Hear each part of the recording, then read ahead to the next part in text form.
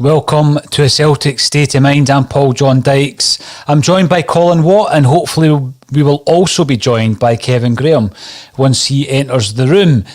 We are talking about Celtic being up ahead at half-time, Colin. Seems like a bit of a novelty. Can't remember the last time this happened. Talk us through your thoughts around about that first half there at the Tony Macaroni. Well, let's start with the positives, because we always get a bit of stick from some elements that we always talk about the negatives. So let's talk about the positives. Let's talk about the two goals first. The first goal it's really, really nice finish from Mohamed Elyounoussi.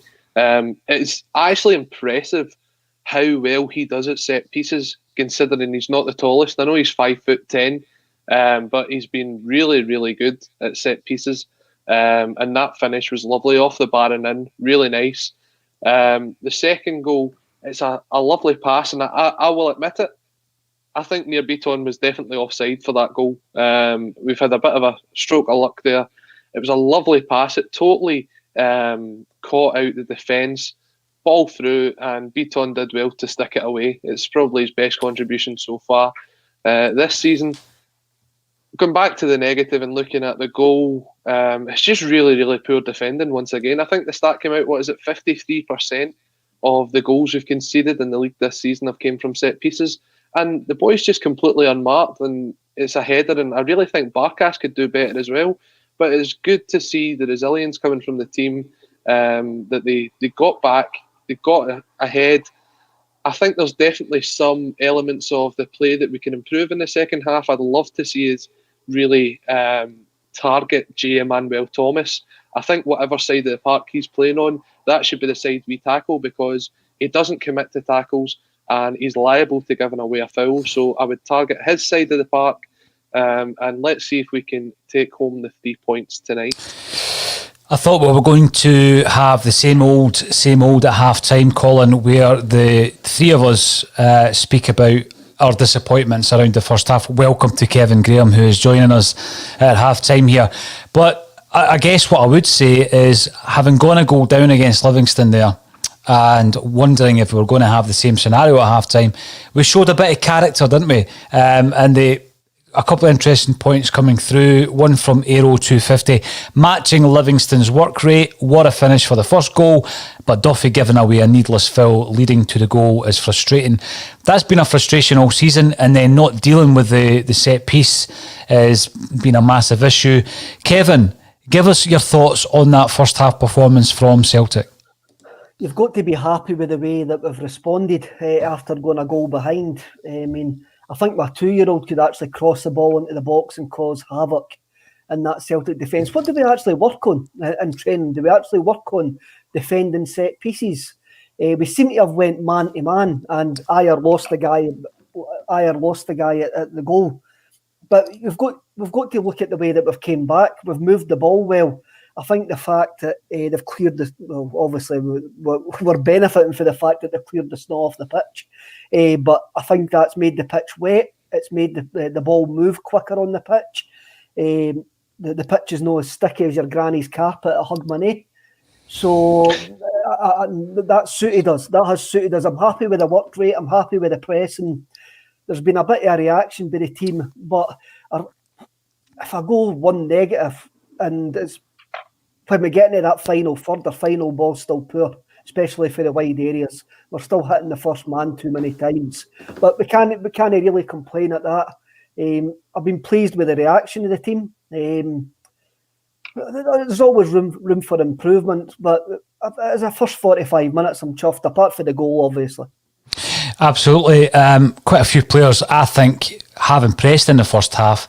You may or may not agree with this, but I thought Ayer played particularly well. And on that point, David Boyle, one of the problems all season has been the width. Absolutely. The full-backs are isolated. We need to be playing in combinations on sides to pull players out and create space in the middle to run into. I think we've done it at points this season, but when you're looking down the right-hand side, you would expect maybe Ayer and Christie. I'm going to have to concede, Colin. I don't think Christie's been as involved as you would like in the first half. On the left-hand side, Taylor, as he always seems to do, is getting a lot of the ball. But as Kevin quite rightly says, the final ball at the moment hasn't quite made it. I've got to say though, when you're looking at the goals, and by the way, Ayer should have scored a third there just before half time. What a run though, from the right back position. When you're looking at the goals, Beaton, I thought it was a really composed finish, but what a ball by McGregor. I mean, McGregor's maybe 25 yards out. We're playing against a packed defence. It's been difficult to break them down. We've been critical at points this season, Colin, of just shooting from distance because that's the only way we can break a side down. He was calm, and that ball was tremendous, wasn't it, for that goal that puts us 2-1 up, Kevin? First goal in a number of years for Near Beaton, the converted midfielder. A converted midfielder. I think I was actually there when he scored his last one, which I think was a penalty kick against St Johnstone. The last one of Ronnie Dyler's last games.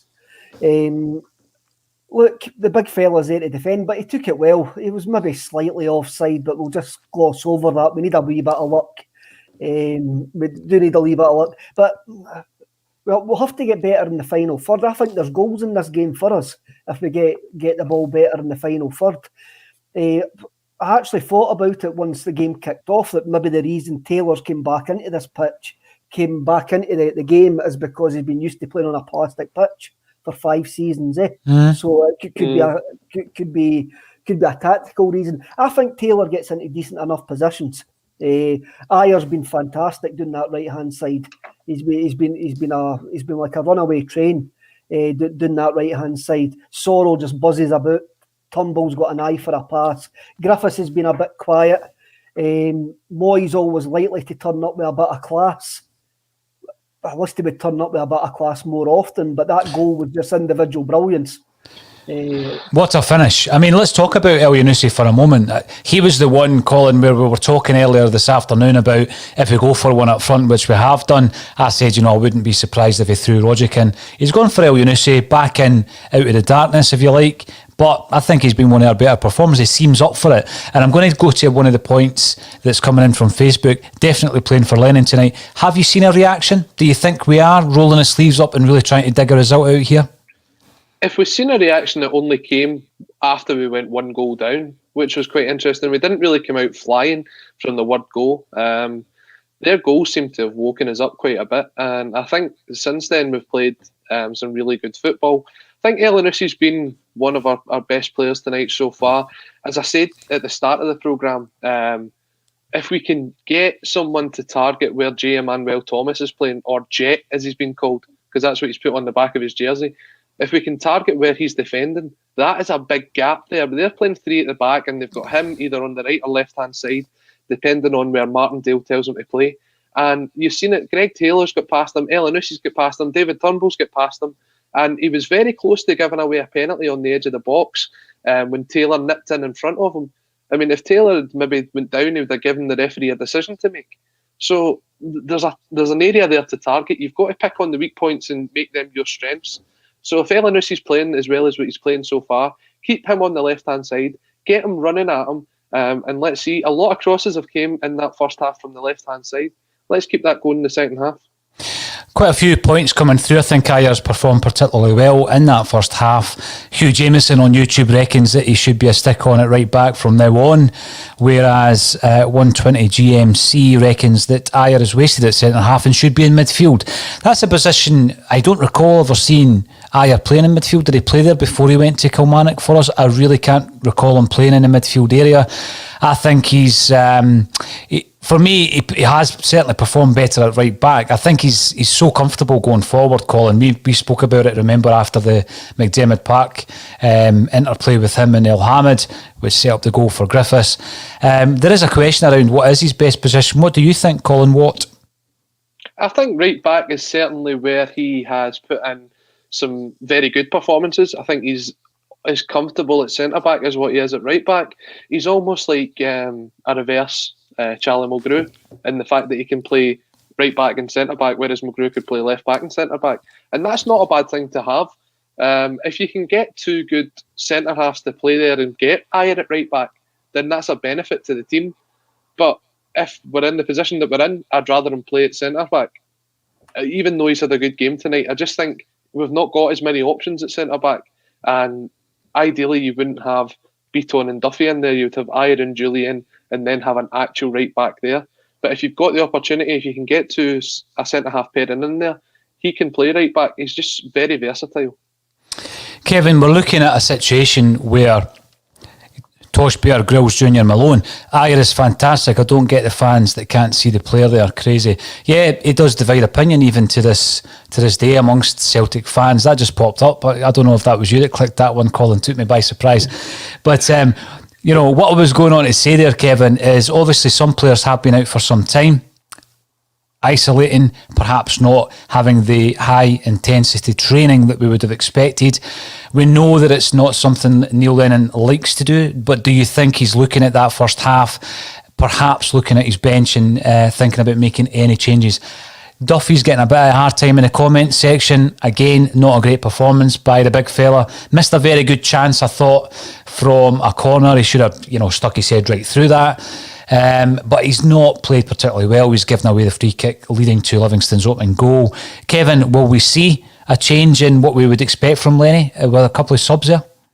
That's a bit harsh, Paul. He's gave away a free kick 40 yards for a goal. You're not expecting that to end up in the back of the net. If you wanted this Celtic side, I am. I know, I absolutely am.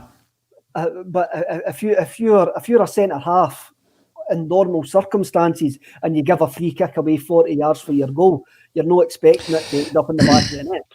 This season's been different, no, Kev. I mean, the amount of goals we've lost from set pieces is shocking. One of the reasons why we're in the position that we're in, we can't defend them. So just don't give them away. Yeah, you're right. A 40-yard free kick should not be an issue to this Celtic team. It has been. With regards to, I don't think Neil will change anything to his usual 60, 65 minutes, and then it'll probably just be a fitness issue like for like. Hopefully it's just a fitness issue like for like, because if we start the second half like we finished the first, I think we could get an early goal and they could freshen it up, bring on maybe Ayeti to get him some minutes, Kamala as well, maybe bring on Mikey Johnson. Moy, take off Moy, bring on Mikey Johnson. I'm looking for a decent second half. I reckon there's a couple of goals in the second half for us. For Celtic, I mean, we opened them up again, Kevin, just before half time, and you're looking at that, and if we get that goal, it really, you go in at half time and it's a completely different complexion to the game, isn't it?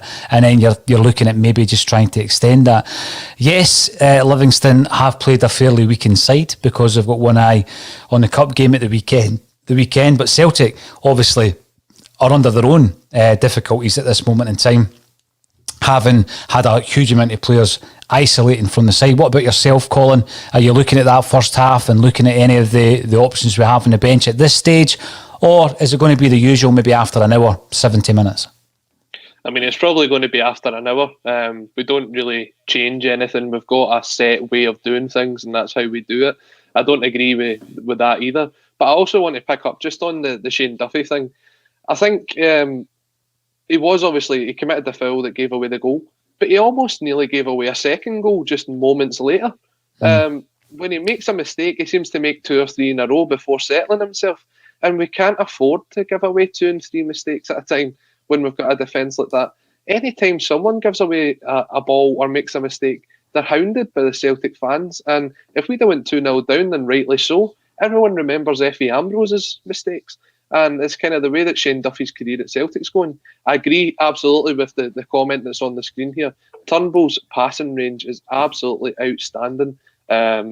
And McGregor's as well for that goal was top class. One final thing to keep you thinking for the second half, coming in from AGSC Technology Videos. Granny's carpet in East Kilbride was always sticky. Ha ha. It was always a nightclub carpet that I found quite sticky, Kevin, for some strange reason. But, that was a long, long time ago. The action has kicked off for the second half. We would love to stay here and commentate on it. But let's get back to the action, and we'll be back with Colin Watt and Kevin Graham at full time, and we'll see you then. See you later.